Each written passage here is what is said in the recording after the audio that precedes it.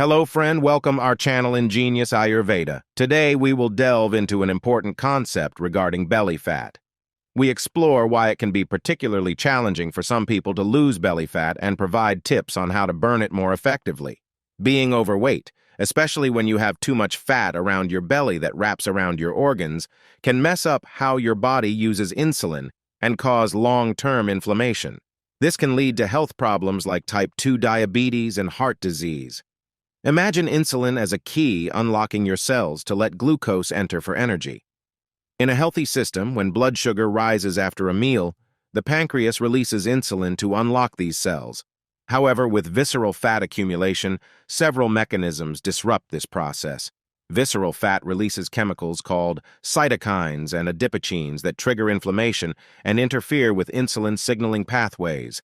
These inflammatory factors act like locks placed on the cell doors, preventing insulin from opening them.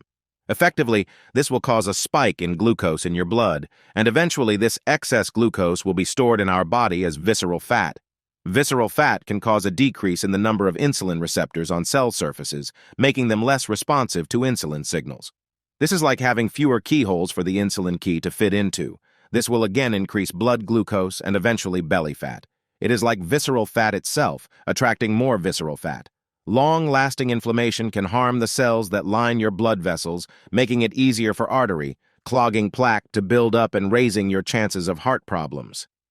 Inflammation can also mess with how your cells use sugar, which can lead to high blood sugar levels. So it's a vicious cycle. When you have more fat around your belly, it releases substances that can make your body less responsive to insulin, the hormone that controls your blood sugar. This can lead to higher blood sugar levels, and ironically, cause even more fat to be stored in your belly, which in turn increases inflammation. So it becomes a cycle. More belly fat leads to more inflammation, which makes insulin resistance worse, and the cycle continues. You need to break this cycle first if you want to lose belly fat. For this, you should take an overall approach. It's not as if one diet or one exercise will help you lose belly fat. First, pay attention to your diet.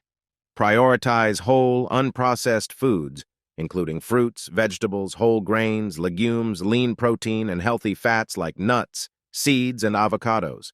Limit processed foods, sugary drinks, refined carbohydrates, and unhealthy fats like saturated and trans fats. Consider intermittent fasting or calorie restriction. Engage in regular physical activity, aiming for at least 150 minutes of moderate intensity exercise or 75 minutes of vigorous intensity exercise per week. Include both aerobic exercise like brisk walking, running, or swimming, and strength training to build muscle mass, which can help boost metabolism and burn more calories. One of the most important parts of fat burning is stress management.